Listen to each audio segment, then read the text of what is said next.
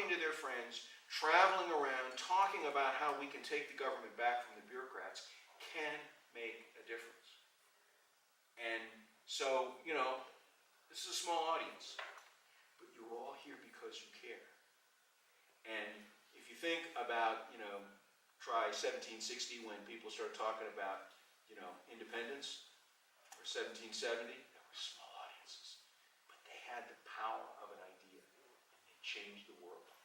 And the people who started talking about ending the slave trade, and ending slavery, and women's right to vote, and the civil rights movement, those were all tiny groups of people who believed passionately in a cause. And we have no more important cause in our generation than making sure that representative democracy survives in this country. And whether it survives depends on you. So, thank you. And I'll stand for questions. But before I ask questions, I want Marty to stand up and talk about her perspective, because she's seen this firsthand as a legislator. And Marty, thank you so much for being here. And my pleasure, Ramon. Pleasure working with you over these years on this very important issue. In 2015, the Wyoming legislature did pass a resolution in support of the Regulation Freedom Amendment. Now, a resolution doesn't have the force of Wyoming law, but it was a message to our Washington delegation that the state of Wyoming supports this. Well, I know exactly what happened. We got a very nice resolution signed by the governor and the president of the Senate and the speaker of the House. It got sent to Washington and it got filed in a desk drawer. And it's gathering dust. But 10, 20 phone calls a day to Representative Cheney's office, Senator Enzi, Senator Barrasso, and that's going to come out of the drawer. Senator, I got 10 calls on this today. Maybe it's time you refreshed your memory on this subject.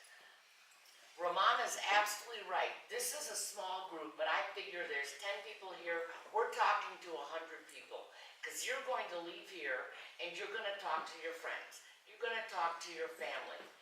You need them to make the effort to make the phone call.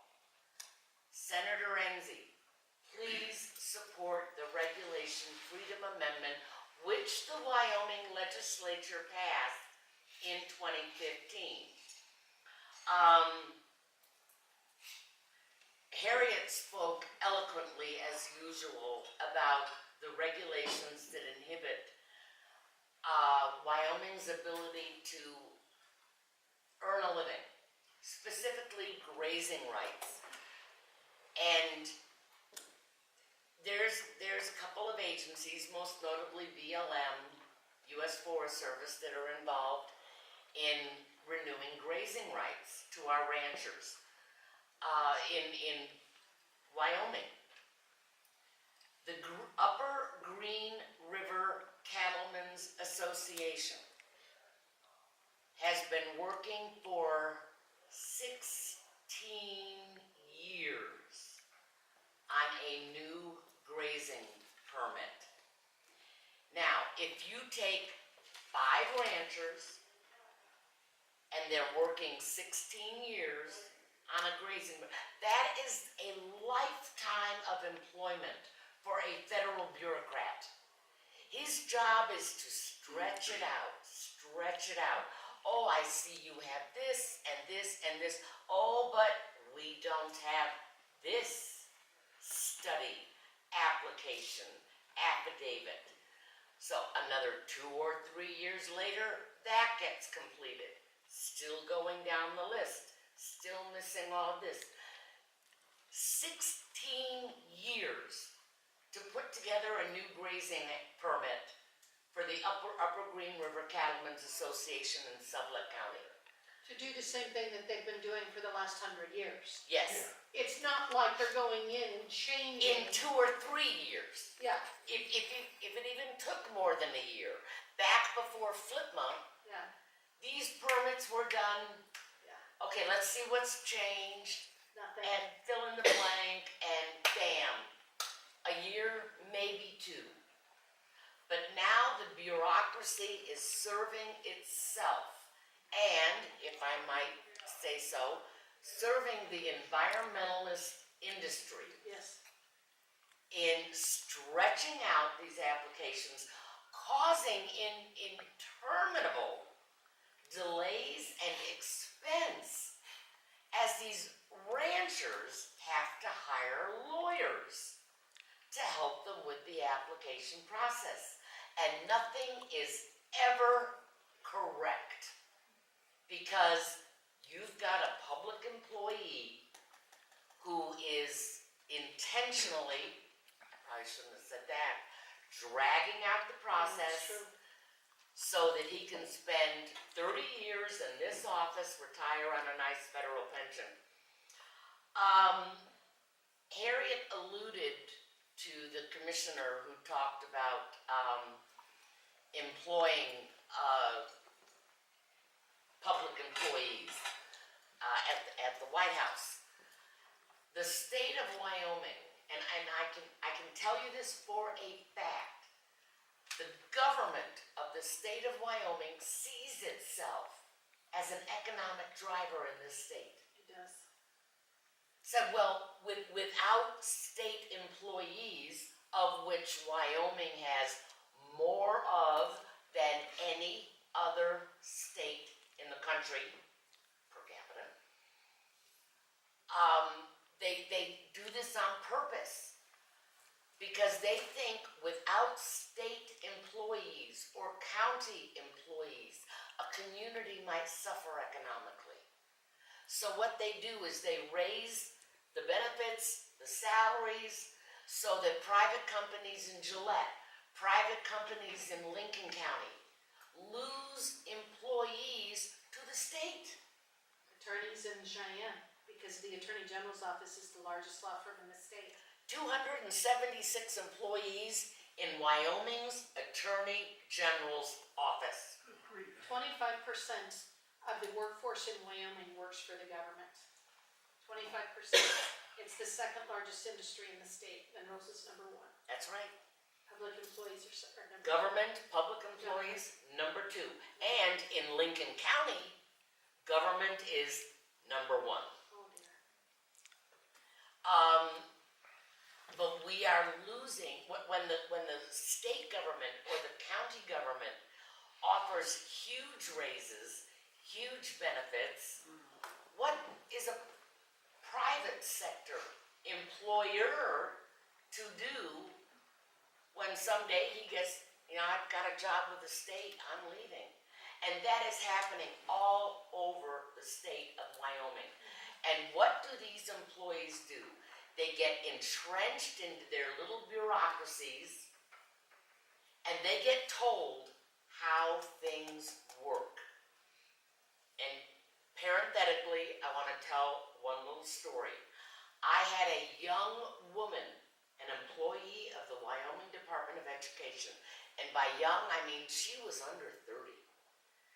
And I was getting into a policy argument with her, and she was pushing back. Finally, she gave up and said, you're only here for a few years. I'm a lifer. Oh dear. Okay, so she's under 30. She didn't learn this. She was taught this. She was taught this by her mentor, her supervisor, her ultimate boss, I don't know. But the racket, and I'm from Chicago, so I can use that word, the racket that is state government, that is federal government, when it comes to regulating the heck out of our daily lives, is the most powerful force in this country. And the 9th Amendment, the 10th Amendment have been completely ignored. They are a joke among the permanent bureaucratic class. And this is what Roman is here to do, to get the people to, I don't want to use the word rise up, because it's incendiary. Oh, Bob says I should use the term rise up. Okay. Torches and pitchforks. Okay.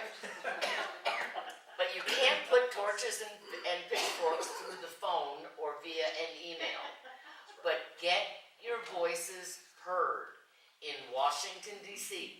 Wyoming has done its part. We've sent the resolution. But as I said, it's gathering dust in some intern's drawer. We need to get it out of the drawer and on to the middle of Senator Enzi's desk, Senator Barrasso's desk, and Representative Cheney's desk. Make the phone call. Please, write the letter. Whatever you can do to let them know this issue didn't die with the passage of a resolution in the Wyoming legislature, that it is still alive.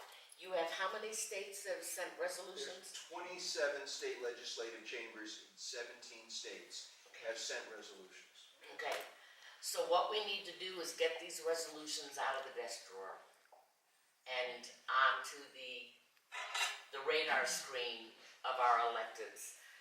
I don't know if there was anything else I wanted to mention. I wanted to follow up with a couple of things. When she talks about the cost, and the reason I bring up the $21 trillion, our debt, I was just reading about 3 weeks ago, I don't even remember what publication.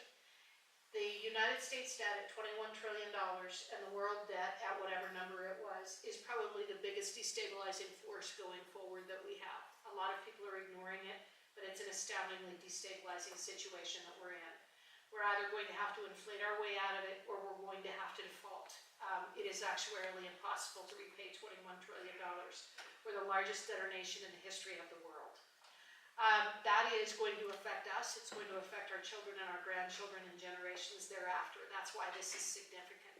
The $21 trillion is important because the regulatory burden has an impact of $2.1 trillion a year on every single one of us. It is $14,000 for every household. All of you pay a minimum of $14,000 a year, and you don't even know it.